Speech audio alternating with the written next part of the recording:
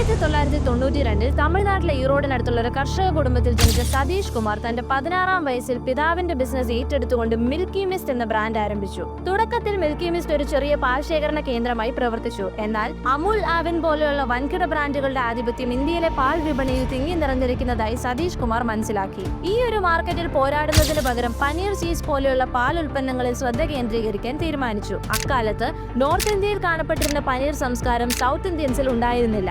എന്നാൽ milky mist fresh ആയിട്ടുള്ള high quality hygienic paneer നൽകിക്കൊണ്ട് സൗത്ത് ഇന്ത്യൻസിന്റെ വിശ്വാസം വളർത്തിയെടുത്തു. സാവധാനം അവർ ഒരു മാർക്കറ്റ് സൃഷ്ടിച്ചു.